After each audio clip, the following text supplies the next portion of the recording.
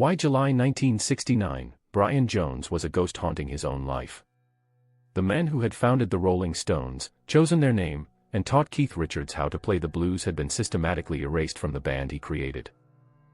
On June 8, 1969, Mick Jagger, Keith Richards, and Charlie Watts drove to Brian's idyllic estate, Cotchford Farm, the former home of Winnie the Pooh author A.A. Milne, and told him he was out.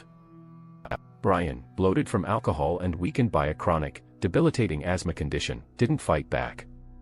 He accepted a £100,000 payout and a yearly stipend, seeking solace in the 100-acre wood of his Sussex home. But the mystery of Brian Jones isn't just about his fall from grace, it's about the wolves he allowed into his sanctuary.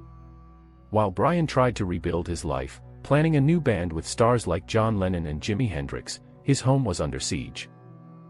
He had hired a builder named Frank Thorogood to renovate the farm. Thorogood and his crew weren't just workers, they were professional hangers-on.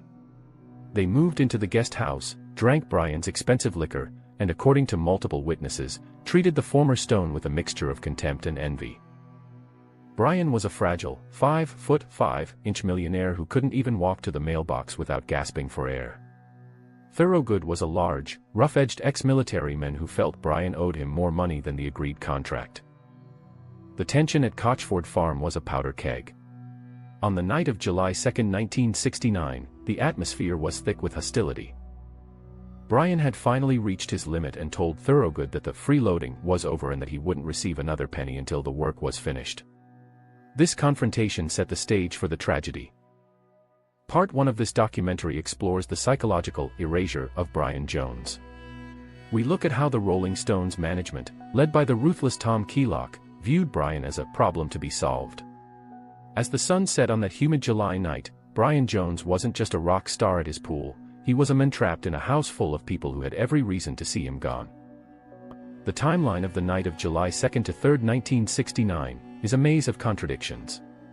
According to the official police report, Brian, his Swedish girlfriend Anna Wolin, and Frank Thorogood went for a midnight swim. The water was heated to a staggering 32 degrees Celsius 90 degrees Fahrenheit.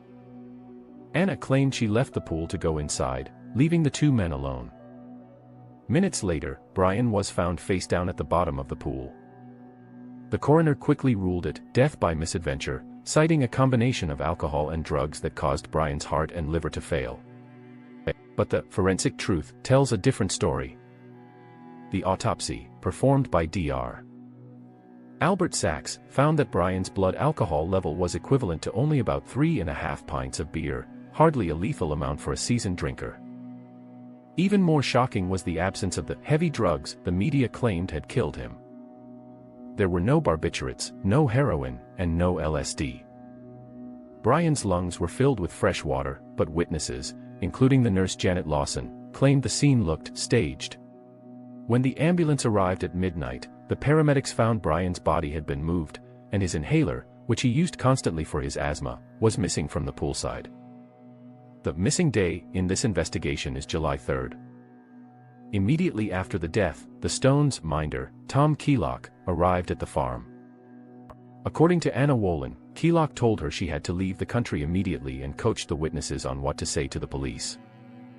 The accident narrative was essential for the Rolling Stones' upcoming Hyde Park concert and their financial future.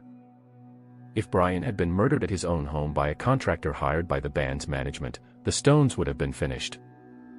Part 2 investigates the cleanup crew that arrived before the police and why the local authorities were Southwest quick to close the case on the men who founded the world's greatest rock band.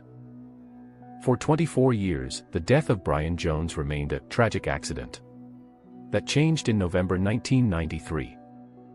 On his deathbed, suffering from cancer, Frank Thorogood reportedly grabbed Tom Keelock by the arm and whispered the words that changed rock history, "It was me that did Brian. I just finally snapped."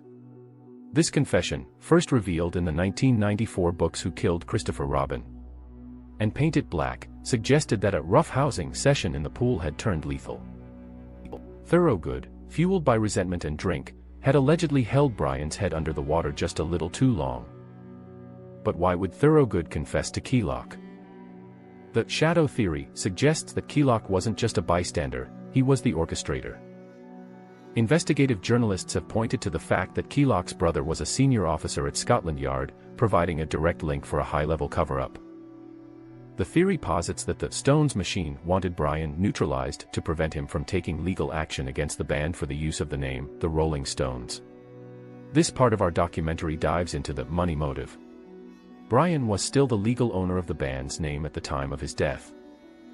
If he had survived and started a rival band, he could have crippled Jagger and Richards' careers. We analyzed the 2009 reopening of the case by Sussex Police, where over 600 new documents were reviewed. We look at the testimony of Janet Lawson, the nurse who was there that night, who finally broke her silence before her death to say, "The police were trying to put words into my mouth." The builder's confession wasn't just the rambling of a dying man, it was the final piece of a puzzle that the industry had tried to keep hidden for decades.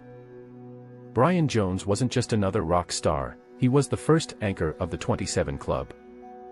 His death on July 3, 1969, set a dark precedent that would be followed exactly 2 years later to the day by Jim Morrison.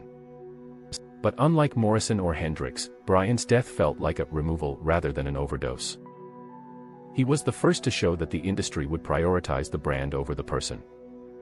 Even as he lay in a cold grave in Cheltenham, the Rolling Stones were performing in Hyde Park, releasing thousands of white butterflies that were already dying in their boxes, a hauntingly accurate metaphor for Brian's final days. In 2026, we look back at Cotchford Farm as more than just a site of misadventure. It is the site of a cultural crossroads. If Brian had lived, the Rolling Stones would have been a very different band, likely more experimental, more folk-oriented, and perhaps more volatile. Instead, his death allowed the Glimmer twins, Jagger and Richards, to take absolute control.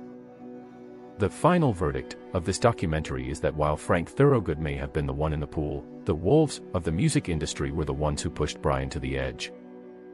Brian Jones' legacy is one of pure musical genius, the men who brought the sitar, the marimba, and the recorder into rock and roll. But his death remains the original sin of the rock era. We conclude with a look at the modern forensic technology that could finally solve the case if the authorities ever dared to exhume the body. Until then, Brian Jones remains at the bottom of that Sussex pool, a victim of a perfect storm of greed, envy, and the dark price of fame.